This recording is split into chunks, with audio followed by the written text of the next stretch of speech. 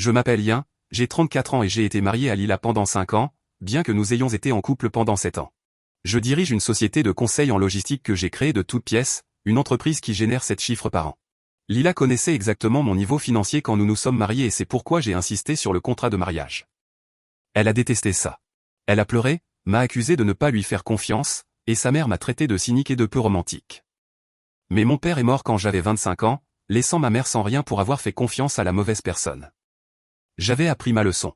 Le document a été signé 2 semaines avant le mariage. Lila travaillait comme consultante en images de marque, servant peut-être 3 clients, et gagnait environ 30 000 par an.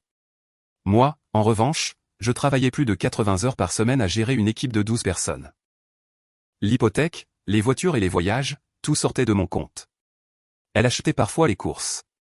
3 ans après notre mariage, elle a commencé à dire qu'elle se sentait bloquée, sans but. Son mentor en affaires lui a recommandé de suivre une thérapie. C'est ainsi qu'elle a rencontré le docteur Daniel Rosen, un thérapeute de 38 ans spécialisé dans le développement personnel avec un cabinet en centre-ville et des tarifs de $200 par séance. J'ai payé pour cela, convaincu que c'était un investissement dans notre mariage. Le premier mois a semblé fonctionner. Lila rentrait à la maison enthousiaste. Elle parlait de fixer des limites, de trouver sa voie. Elle a commencé à méditer, à tenir un journal, tout le package du bien-être émotionnel. Je pensais que cela renforcerait notre relation. Comme j'étais naïf. Le 2e mois, les choses ont changé. Chaque séance tournait autour de moi. Selon le docteur, mon horaire de travail était une source de tension. Mes décisions financières étaient contrôlantes, et mon ton de voix était dédaigneux. La goutte d'eau qui a fait déborder le vase a été lorsque j'ai suggéré de créer un budget commun. Le docteur Rosen lui a dit que c'était une tactique de manipulation utilisée par les agresseurs. Un budget. Soudain, j'étais un agresseur pour vouloir planifier les dépenses. J'ai proposé une thérapie de couple. Elle a refusé. Elle a dit que son thérapeute l'avait averti que c'était une tentative de contrôler le récit. À partir de là, tout est devenu une farce. Elle passait des heures au téléphone, riant et envoyant des messages. Elle s'habillait davantage les jours de thérapie, coiffure, maquillage, parfum, comme si elle allait à un rendez-vous. Les séances, qui duraient 1 heure, ont commencé à durer 3 heures. Elle rentrait tard, euphorique, en train de traiter et de grandir. Des mots vides, sans contenu réel. Elle a commencé à se disputer pour des choses triviales, comme si je chargeais mal le lave-vaisselle, ou si je n'avais pas bien plié les vêtements. Chaque petite chose devenait une offense, et elle citait toujours le thérapeute, le docteur Rosen dit que c'est un schéma. Le docteur Rosen pense que vous devriez vous demander si ce mariage est sain. Et puis le vendredi qui a tout changé est arrivé. Lila était sous la douche. Son téléphone sur la table de nuit a vibré. L'écran affichait « Je ne peux pas m'empêcher de penser à mardi. Tu es incroyable. » Je l'ai pris, pas de mot de passe. Elle l'avait retiré 3 semaines plus tôt parce que le docteur lui avait dit que protéger son téléphone était un signe de méfiance. J'ai ouvert les messages, des mois de conversation, de flirt, de photos explicites, de descriptions détaillées de ce qu'il faisait dans son bureau. J'ai tout documenté et envoyé les captures d'écran à mon email. Elle avait une séance prévue pour lundi. Selon les messages, elle prévoyait de me dire qu'elle voulait me quitter, et il l'encourageait à le faire. Je suis resté assis à écouter l'eau couler pendant que je passais en revue 5 ans de mariage et que je réalisais que j'avais payé pour son infidélité. Quand elle est sortie de la douche avec une serviette, elle m'a vu avec son téléphone à la main. Son visage est passé de la panique à la fureur. « Qu'est-ce que tu fais ?» a-t-elle demandé. « Je lis à quel point tu as été incroyable mardi », ai-je répondu, Daniel semble très impressionné. « Tu as fouillé dans mon téléphone ? C'est une violation de ma vie privée. Le docteur Rosen avait raison à ton sujet. Fais une valise. Tu pars ce soir. Cette maison est aussi la mienne. Vérifie l'acte de propriété, lui ai-je dit. Il n'y a que mon nom dessus. Tu as 30 minutes. Yin, s'il te plaît, ce n'est pas ce que tu penses. Tu couches avec ton thérapeute. Il n'y a aucun contexte qui justifie ça. 29 minutes. J'ai appelé mon avocat, Maître Bonnet, et lui ai expliqué que j'avais des preuves, des messages, des photos, tout. Je voulais commencer la procédure lundi.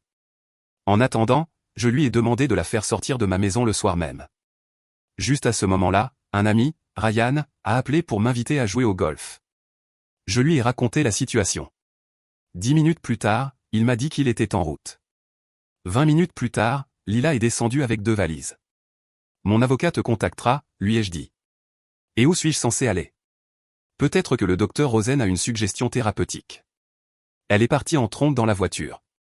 Ryan est resté avec moi un moment, m'a demandé si j'allais bien. Je lui ai dit que oui, 5 ans avec quelqu'un qui me voyait comme un compte en banque et j'étais enfin libre. Et le contrat de mariage, a-t-il demandé. Béton, ai-je répondu. Elle n'obtient rien. Cette nuit-là, j'ai décidé qu'il ne s'agissait pas seulement de divorcer de Lila. Le docteur Rosen avait commis une grave erreur et je comptais le dénoncer. Le week-end a été intense. Pendant qu'elle pleurait sûrement dans le bureau de son amant, je préparais un dossier qui les coulerait tous les deux.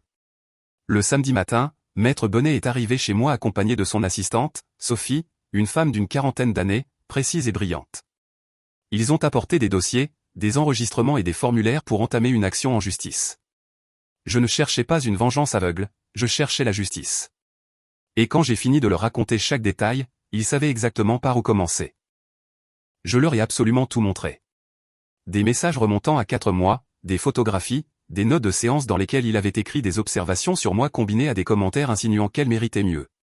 Sophie, mon avocate associée, a expliqué que je pouvais le signaler à l'ordre professionnel de l'État et que, comme j'avais payé ces séances, j'avais qualité pour intenter une poursuite civile pour fraude. Avec ces preuves, nous pourrions obtenir un règlement considérable. Je lui ai dit d'aller de l'avant. Nous avons passé les 6 heures suivantes à examiner chaque détail. Sophie a tout documenté avec précision. Pendant ce temps, mon avocat principal, Maître Bonnet, a rédigé les documents de divorce en citant l'adultère. Nous avions des preuves solides, des photos, des messages et les notes de séance que le docteur Daniel Rosen avait envoyées par email à Lila. Cet homme avait enregistré sa propre négligence professionnelle. Le dimanche, les messages de Lila ont commencé, d'abord des excuses, puis des justifications, et enfin des exigences. Je n'ai répondu à aucun d'eux. Le lundi matin, à 9 heures précises, Lila a été officiellement signifiée. Une demi-heure plus tard, mon téléphone explosait avec 17 nouveaux messages. Le plus absurde venait du docteur Rosen lui-même. Vous faites ça pour me punir et ça ne marchera pas au tribunal. Maintenant, il donnait aussi des conseils juridiques. J'ai pensé, parfait. Le docteur est sur le point de recevoir sa leçon. Maître Bonnet m'a appelé peu de temps après. Lila avait engagé Maître Whitmore comme avocat, qui posait des questions sur le contrat de mariage. Que lui avez-vous dit, ai-je demandé. Qu'il est complètement valide et que sa cliente repartira avec $1000 et une Honda Civic de 2015. Merveilleux, ai-je répondu. Sophie a déposé la plainte auprès de l'ordre professionnel le matin même. Nous préparions la poursuite civile, mais je lui ai demandé d'attendre un peu. Je voulais qu'il pense que c'était le pire à venir. Le mardi, j'ai reçu un appel d'un numéro inconnu. C'était le docteur Daniel Rosen lui-même. Ian, je pense que nous devons parler. Nous n'avons rien à nous dire, ai-je dit froidement. Je comprends que vous soyez contrarié, mais Lila et moi n'avions pas prévu que ça se passe comme ça. Vous avez eu des relations avec ma femme sur un canapé que j'ai payé pendant des séances que j'ai financées. Ce n'est pas de la thérapie. Si nous pouvions nous rencontrer. Vous allez perdre votre licence, et ensuite je vais vous poursuivre en justice. Ce sera la seule relation que nous aurons. J'ai raccroché. Il a essayé de m'appeler 3 fois de plus jusqu'à ce que je bloque son numéro. Le mercredi, Lila et le docteur Rosen ont eu une dispute monumentale. Elle était furieuse parce qu'il ne l'avait pas prévenue des conséquences. Le jeudi, Maître Whitmore m'a contacté avec une offre de règlement. Lila accepterait les termes du contrat de mariage si je lui versais $50 000 et que j'abandonnais la plainte contre le docteur. Ma réponse a été simple. Elle n'obtient rien. Qu'elle admette son adultère par écrit et que le docteur se débrouille tout seul. Le vendredi, j'ai reçu un email du compte de Lila, clairement écrit par Rosen. C'était un texte plein de jargon thérapeutique m'accusant d'utiliser le système judiciaire comme une forme d'abus. Je l'ai transmis à Sophie, qui a répondu en riant presque. C'est de l'or pur. Il admet qu'il y a eu une relation thérapeutique tout en s'impliquant dans la procédure de divorce. Ce soir-là, je suis sorti dîner avec Ryan. Nous avons commandé un steak et avons parlé de l'affaire. Il m'a demandé comment je pouvais rester si calme. J'ai répondu, parce que je suis en train de gagner. Elle pensait qu'elle repartirait avec la moitié de mes biens et son thérapeute comme nouveau partenaire. Au lieu de cela, elle se retrouve avec rien. Il perd sa carrière, et je récupère ma liberté. Le samedi matin, à 8 heures précises, Madame Swimore, la mère de Lila, s'est présentée à ma porte. Ian, nous devons parler de tout ça. Non, nous n'avons pas à le faire, ai-je répondu. Lila a fait une erreur. Tu es cruel. Elle a pris sa décision et je réponds en conséquence. Peux-tu te permettre d'être généreux? Donne-lui quelque chose pour recommencer. Je lui ai donné 5 ans en payant pour tout pendant qu'elle ne construisait rien. Elle peut recommencer, mais avec un travail. Son expression s'est durcie. Le contrat de mariage n'est pas juste. Elle était jeune. Elle avait 27 ans, pas 17. Elle a parfaitement compris ce qu'elle signait. Elle est partie contrariée. Je suis allé courir. L'ordre professionnel a agi rapidement. 10 jours après la plainte, le docteur Daniel Rosen a reçu une notification de la suspension de sa licence. Lila était présente quand c'est arrivé, ce qui a mené à une autre dispute. Le même week-end, j'ai envoyé un email à chaque contact professionnel que le docteur avait sur son site web. J'ai transmis la plainte publique avec une brève note de courtoisie professionnelle. Le lundi, son réseau professionnel s'était effondré.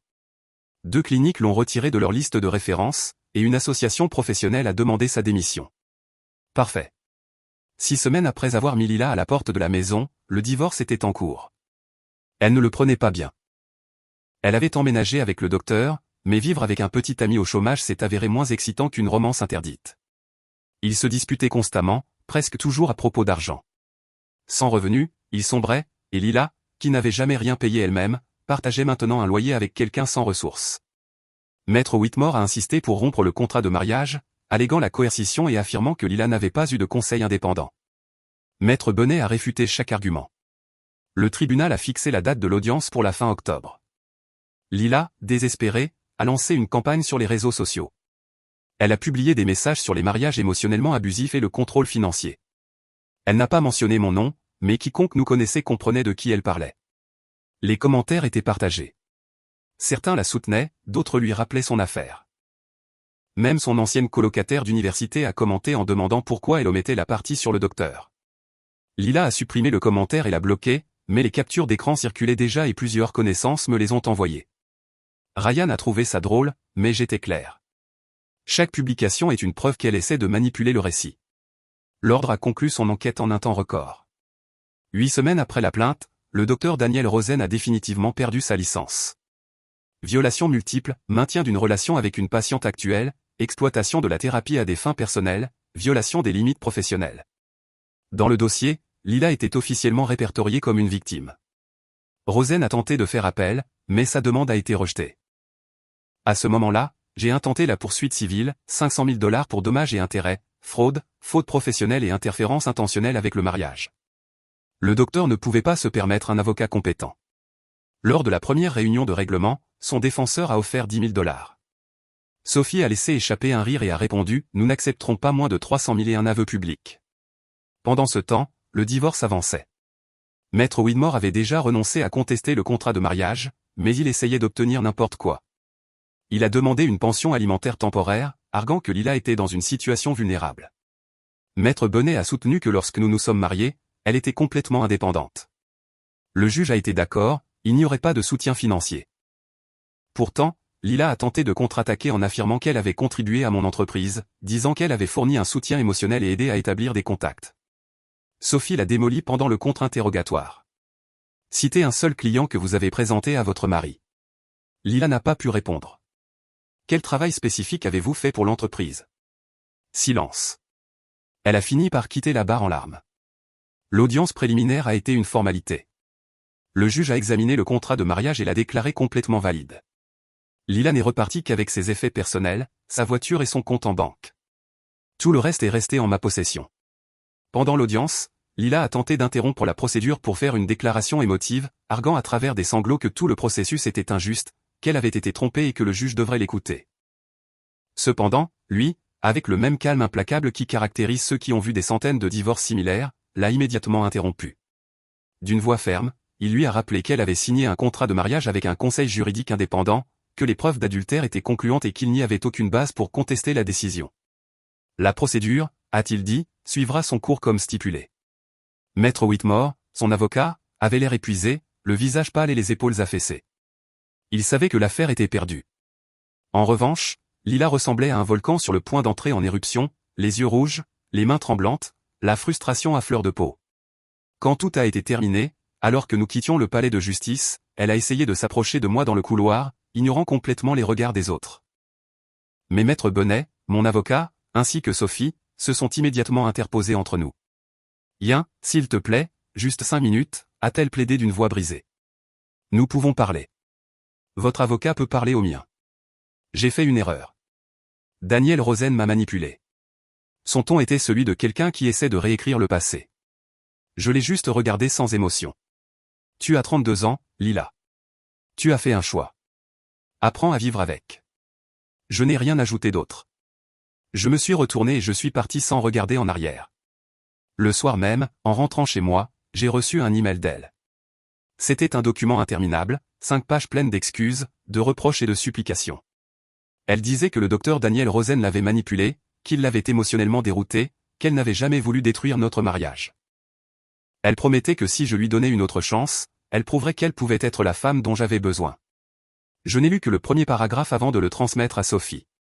Sa réponse a été brève et directe. Elle panique. Ne réponds pas. Et je ne l'ai pas fait. Quelques jours plus tard, j'ai reçu un appel de l'avocat de Rosen. Sa proposition était pathétique, un règlement de 150 000 sans admission de culpabilité, payable en 3 ans. Je l'ai rejeté sans hésitation. Ma contre-offre était claire. 400 000. Admission complète de responsabilité, paiement en 1 an, et une lettre envoyée à tous ses contacts professionnels, avouant ce qui s'était passé. Après des semaines de négociations, nous avons fini par nous entendre sur 325 000 $, avec un paiement en 18 mois, une admission complète et l'obligation d'envoyer la lettre. Rosen a accepté et signé. Sa réputation était détruite. Le divorce a été finalisé en décembre, 8 mois après que j'ai mis Lila à la porte de la maison. Elle n'est repartie qu'avec sa voiture, son compte en banque et ses effets personnels. Tout le reste, la maison, les investissements, les actions, même les meubles, est resté à mon nom.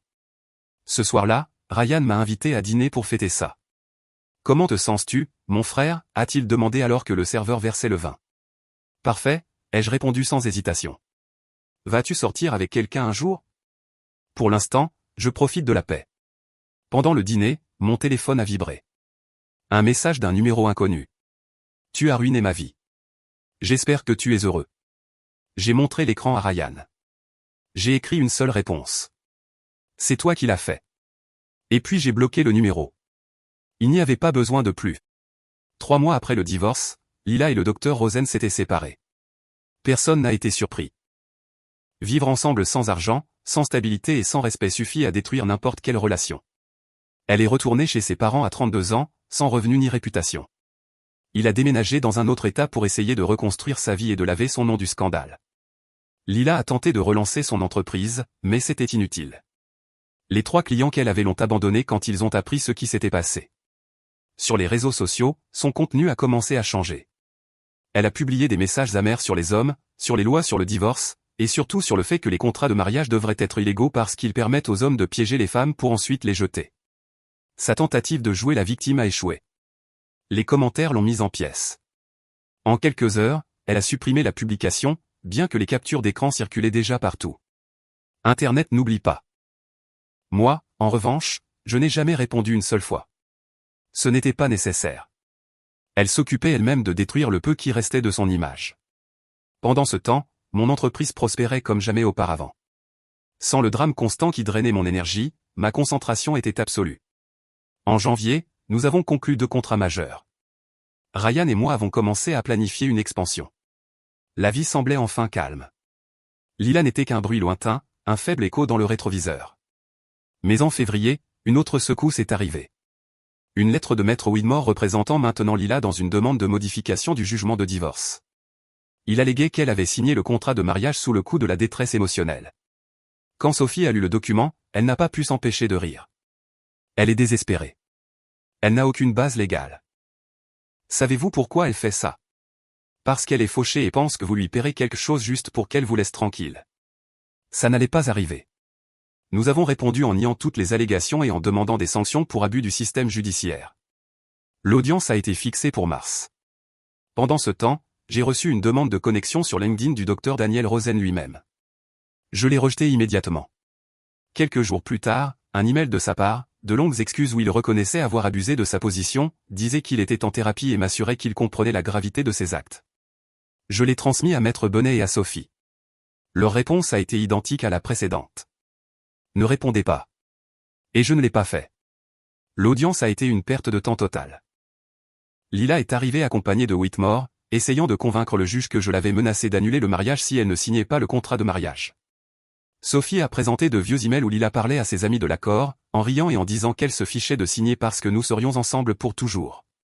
Il a fallu moins de 10 minutes au juge pour rejeter sa demande et lui imposer des sanctions. Elle a dû payer $1,500 de frais de justice. Widmore semblait embarrassé. Lila, en revanche, avait l'air dévastée. J'étais calme. En sortant, elle a de nouveau essayé de s'approcher de moi. Sophie s'est interposée avec autorité. Madame Lila, cessez d'essayer de contacter mon client. Je veux juste lui parler 1 minute, a supplié Lila d'une voix tremblante. Vous n'avez rien à dire qu'il ait besoin d'entendre. Continuez votre vie. Lila ressemblait à un fantôme d'elle-même. Elle avait perdu du poids. Son visage montrait de profonds cernes, ses cheveux étaient en désordre, la culpabilité et le stress avaient fait des ravages. Izen, s'il te plaît, je suis en train de sombrer. Je ne trouve pas de travail. Je vis chez mes parents. Je n'ai rien. Pourrais-tu m'aider à me remettre sur pied? Je l'ai regardé avec une indifférence absolue. Tu as pris tes décisions, Lila. Apprends à vivre avec. Je suis parti sans me retourner. Je l'ai entendu crier quelque chose, mais je m'en fichais. Le son s'est perdu dans l'écho du couloir. En avril, j'ai appris que le docteur Rosen avait fait faillite. Les paiements du règlement ont cessé. Sophie a déposé une requête pour faire exécuter le jugement, mais on ne peut pas tirer de sang d'une pierre. J'ai décidé de renoncer au reste de l'argent. Je n'en avais pas besoin. Le véritable objectif était déjà atteint. Détruire sa carrière et sa crédibilité.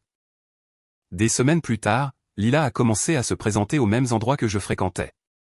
Ma salle de sport, mon café préféré, même le restaurant où Ryan et moi déjeunions tous les jeudis. Au début, j'ai pris ça pour une coïncidence, mais après la 3e rencontre, j'ai compris que ce n'était pas le cas. Mon avocat, Maître Bonnet, a rédigé une lettre de mise en demeure, exigeant qu'elle cesse toute tentative de m'approcher où nous demanderions une ordonnance restrictive. Elle n'est plus apparue. Des semaines après l'audience finale, j'ai reçu quelque chose d'inattendu, une lettre manuscrite de Lila. C'était 12 pages d'excuses, de promesses et de nostalgie. Elle disait qu'elle avait fait la plus grande erreur de sa vie, qu'elle pensait à moi tous les jours, et que si je lui donnais une chance, elle consacrerait le reste de son existence à réparer les dommages qu'elle m'avait causés. Je ne l'ai pas terminé. Je l'ai donné à Sophie, mon avocate, qui a immédiatement demandé une ordonnance restrictive. Le juge l'a approuvée sans hésitation. Lila devait rester à plus de 150 mètres de moi, de ma maison et de mon entreprise. Mais son arrogance ne connaissait pas de limite. En moins d'1 semaine, elle a violé l'ordonnance. Elle s'est présentée à mon immeuble de bureau. La sécurité a alerté la police, et elle a été arrêtée, passant une nuit en prison. Le lendemain, le juge a prolongé l'ordonnance à 1 année complète et la mise en probation. Toute nouvelle tentative de contact signifierait la prison. Cet avertissement a semblé fonctionner pendant un certain temps. Bien que les visites aient cessé, les messages non. Lila a créé de nouvelles adresses e-mail, de faux comptes, des numéros inconnus.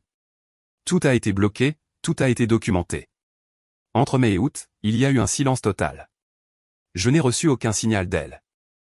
Pendant ce temps, j'ai commencé à sortir avec quelqu'un.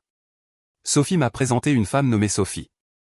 Une coïncidence de nom, intelligente, indépendante, avec une vie stable et ses propres ressources. Ryan l'a rencontrée et a plaisanté. Enfin, quelqu'un de normal. Mon entreprise prospérait, j'avais la paix, la stabilité et une partenaire qui ne me voyait pas comme un compte en banque.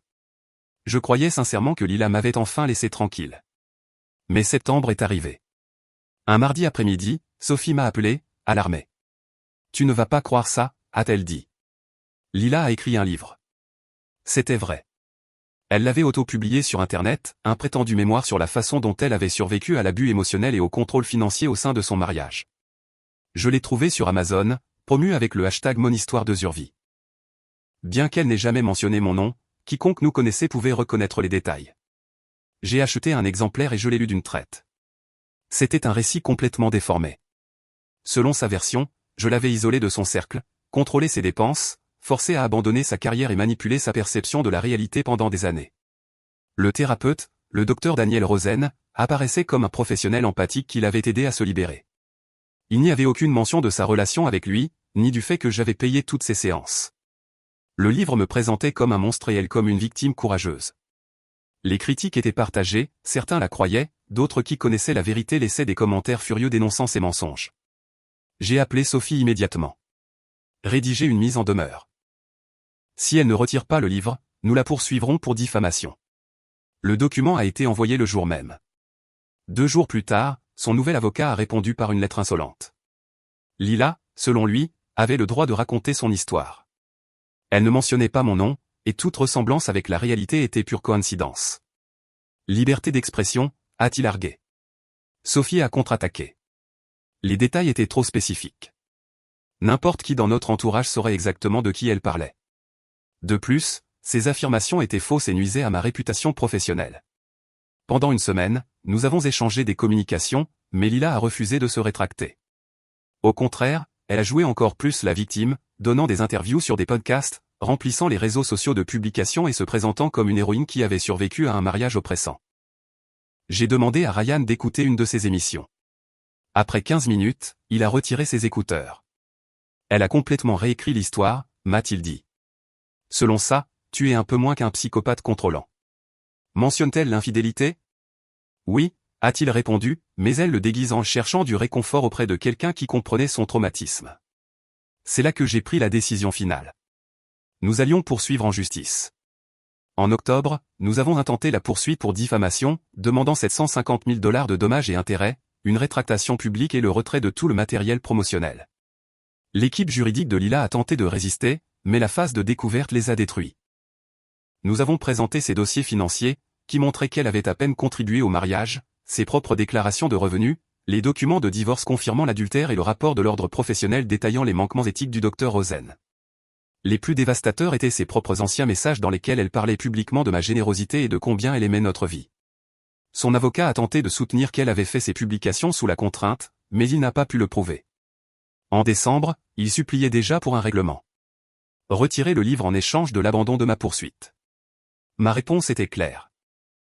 Je n'accepterai que si elle retire le livre, admet publiquement qu'elle a menti, couvre mes frais de justice et fait un don de 50 000 $ à une véritable organisation de soutien aux victimes de violences domestiques, la même cause qu'elle avait exploitée avec sa fausse histoire.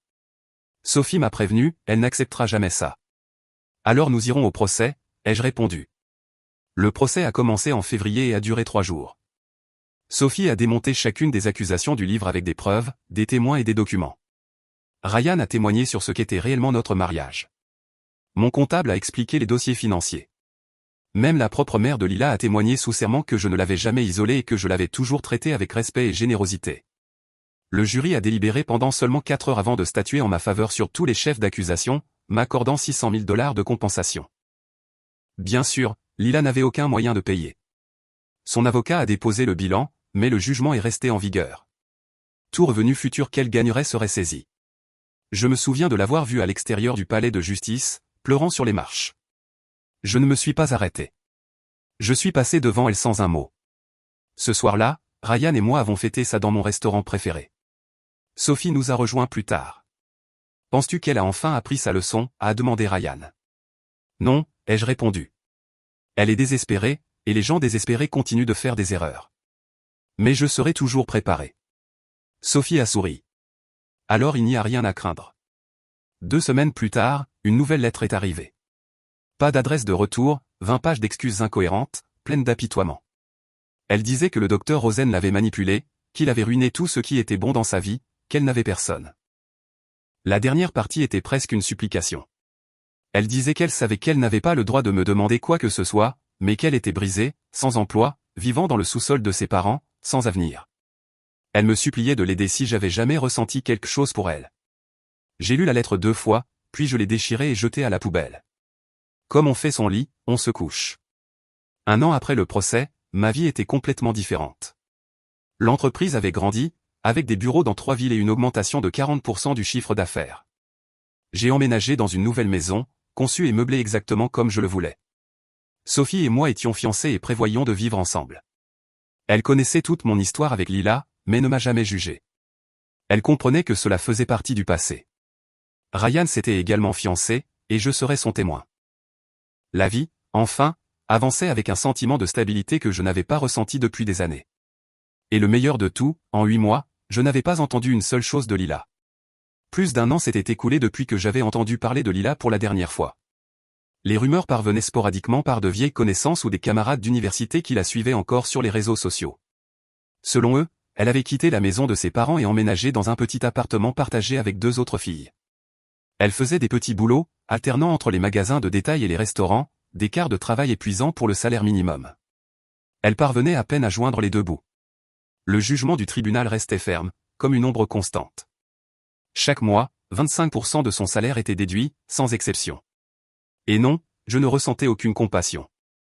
La seule chose que je ressentais était une sorte de justice froide, une conséquence inévitable. Elle avait choisi un chemin, et comme tous les chemins, il avait un prix. Pendant un certain temps, j'ai pensé qu'elle en resterait là, qu'elle accepterait sa réalité et continuerait sa vie. Mais en mars, j'ai reçu une notification qui m'a fait sourire, non pas de bonheur, mais de confirmation de quelque chose que je savais déjà. Lila ne se lassait jamais d'essayer de se venger. La notification était une déclaration de faillite. Elle essayait d'éliminer le jugement pour diffamation par le biais de la procédure de faillite personnelle.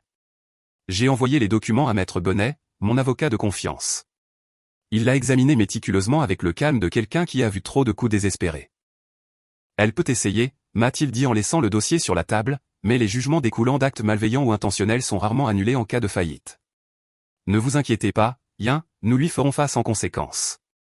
Nous avons déposé une objection formelle détaillant comment le jugement provenait d'une diffamation intentionnelle, planifiée et en pleine connaissance de ses conséquences. L'audience a été fixée pour mai. Je me souviens parfaitement de ce jour.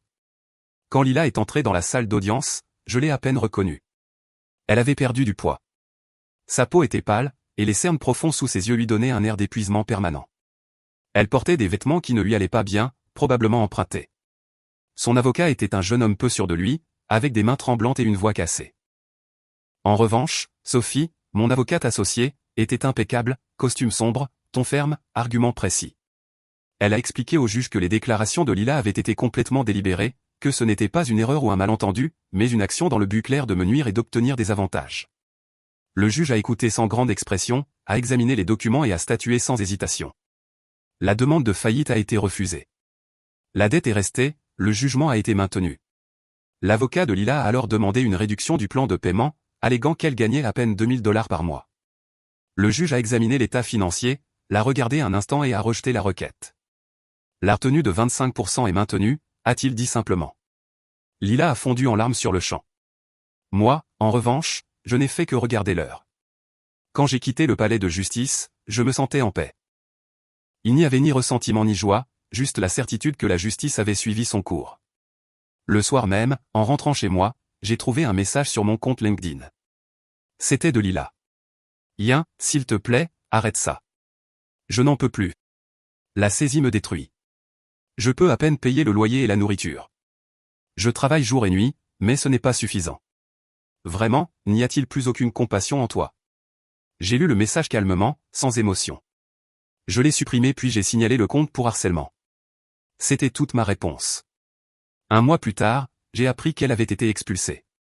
Apparemment, même avec 2 emplois, elle ne pouvait pas subvenir à ses besoins quand un quart de son salaire disparaissait avant d'atteindre ses mains. Pourtant, je n'ai rien ressenti. Chaque mensonge, chaque trahison, l'avait menée exactement à ce point. Pendant ce temps, ma vie suivait un cours complètement différent. Mon entreprise grandissait, les contrats augmentaient et la stabilité que j'avais si longtemps cherché devenait une réalité solide. Sophie et moi avions emménagé ensemble. Nous parlions d'engagement, de voyage, de projets. Tout avait un sens. Et puis où t'es arrivé? Ce soir-là, j'étais seul au bureau. Le reste de l'équipe était parti depuis des heures.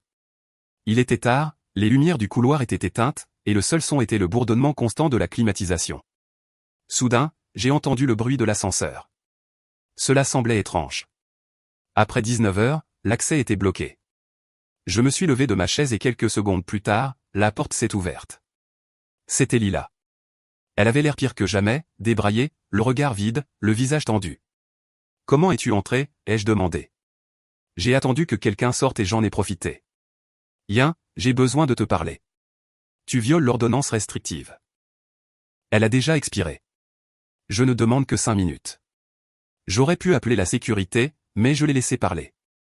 Peut-être par curiosité, peut-être par habitude de vouloir comprendre les ruines qu'elle avait elle-même créées. Elle s'est assise en face de mon bureau, les mains tremblantes. « J'ai tout perdu », a-t-elle dit d'un filet de voix. Ma carrière, ma réputation, mon avenir. Je travaille dans un café et je fais le ménage le week-end, mais même comme ça, je n'arrive pas à payer mon loyer. Je suis à quelques semaines d'être sans abri. Ce n'est pas mon problème, ai-je répondu sans élever la voix. Je sais, je l'ai mérité. Le livre, le scandale, l'infidélité, tout était de ma faute, mais je n'en peux plus. Si notre histoire a jamais signifié quelque chose, je te supplie d'arrêter la saisie. Laisse-moi reconstruire quelque chose. Je l'ai regardée en silence. Elle était un reflet flou de ce qu'elle avait été, fragile, vaincue, vide. Non, Lila. Tu as eu toutes les occasions de bien faire et à chaque fois tu as choisi le contraire. Ce sont les conséquences de tes décisions. Je t'en supplie, Yin. Ton temps est écoulé. Tu peux rester chez une amie ou dans un refuge, mais ça ne changera rien. Elle s'est mise à pleurer de manière incontrôlable. Je n'ai pas bougé un muscle. J'ai appelé la sécurité. En moins de 2 minutes, ils sont montés. Ils l'ont escortée hors du bâtiment pendant que je la regardais depuis la fenêtre, marcher jusqu'à sa vieille voiture et s'éloigner. Après ça, j'ai fermé le dossier que je consultais et j'ai continué mon travail. Le soir même, j'ai dîné avec Sophie et je lui ai raconté ce qui s'était passé. « Et comment te sens-tu » m'a-t-elle demandé. « Rien. Littéralement rien. »« Tu ne penses pas que c'était un peu cruel » a-t-elle insisté. Je ne la défends pas, mais elle semble détruite.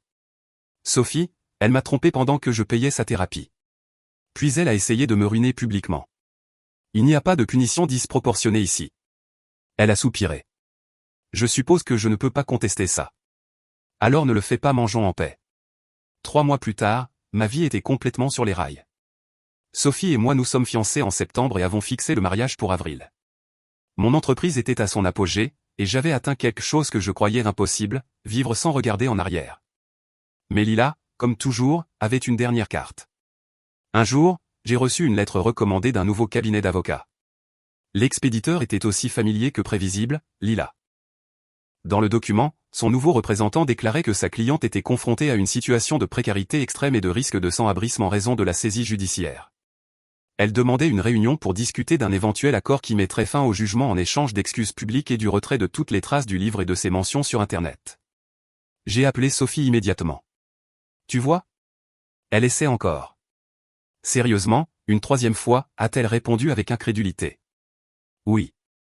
Elle a dû convaincre ce nouvel avocat qu'elle avait une chance. Et qu'est-ce que tu vas faire ? L'écouter. Je veux voir jusqu'où va son désespoir. Une semaine plus tard, nous nous sommes rencontrés au bureau de Maître Bonnet. Lila est arrivée à l'heure, accompagnée d'une femme d'une 50aine d'années, sûre d'elle et professionnelle. Lila avait l'air un peu mieux, les cheveux propres, des vêtements décents, mais son regard était toujours vide. « Merci de nous recevoir, monsieur Yin », a dit l'avocate en lui tendant la main. « Je suis Madame Karen, représentante légale de Madame Lila. »« De quoi souhaitez-vous discuter exactement » ai-je demandé calmement.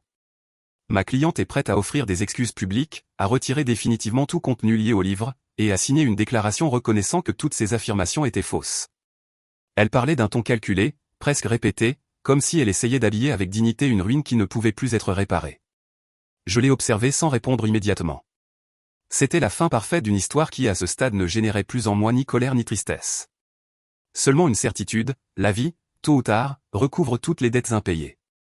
La réunion a commencé par un silence tendu.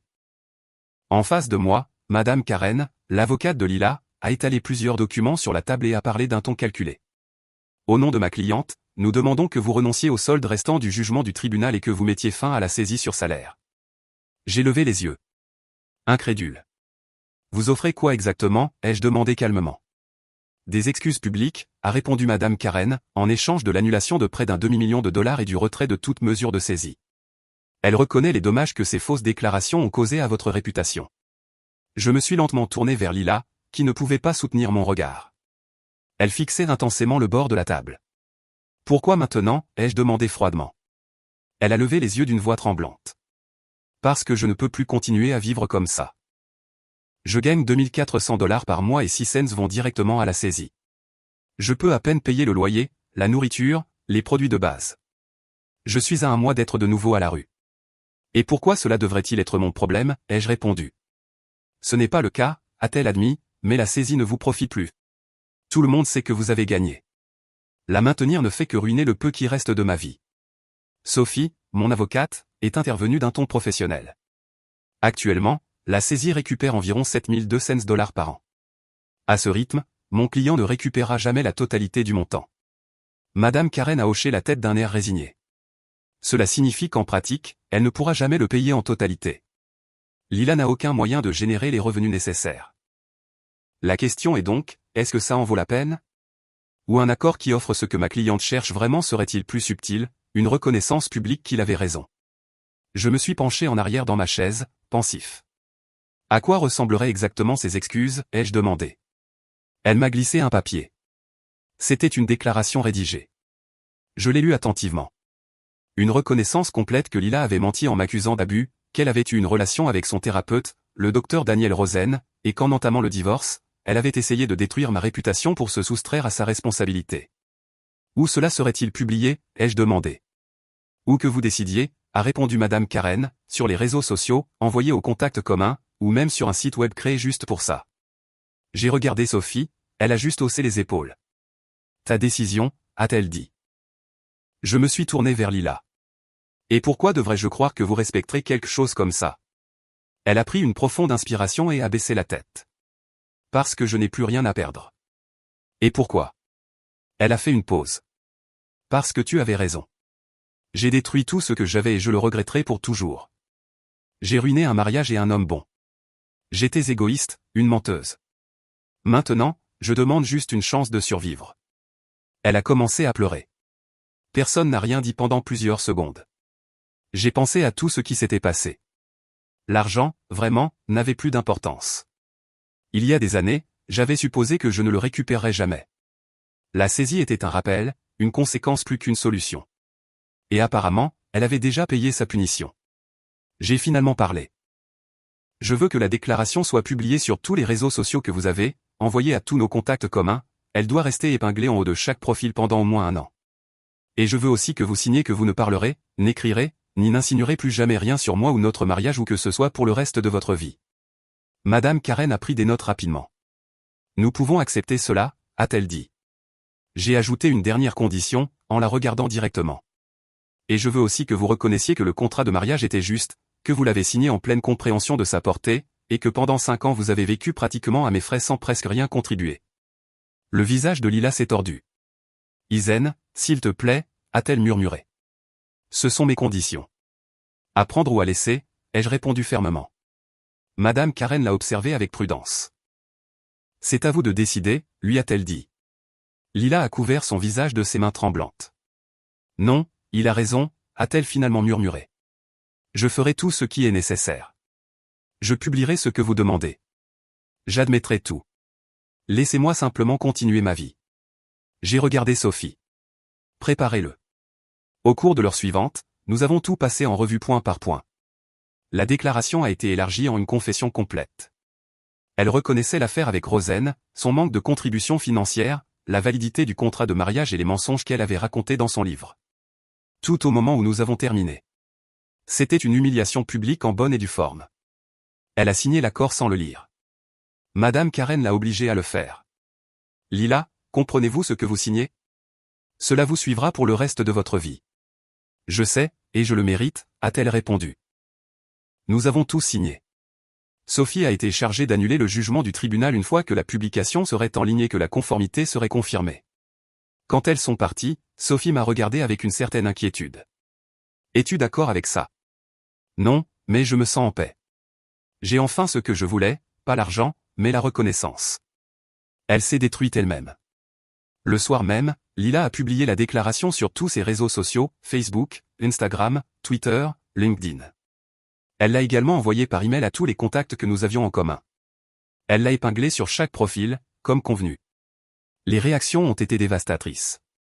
Les personnes qui la défendaient auparavant se sont retournées contre elle, la traitant de menteuse et de manipulatrice. Ses quelques amis ont essayé de la protéger, mais elles ont disparu lorsque les preuves sont devenues publiques. En seulement 2 jours, ses réseaux sociaux étaient vides. Seule la déclaration est restée. Je n'ai pas lu les commentaires, je n'en ai pas ressenti le besoin. La vérité était déjà là. Quand Sophie m'a demandé si je me sentais vengé, j'ai répondu « Non, je sens juste que tout est terminé ». À partir de là, la vie a continué. Lila a disparu de la scène. J'ai appris par des connaissances qu'elle avait déménagé dans un autre état. Moi, en revanche, j'ai continué ma vie.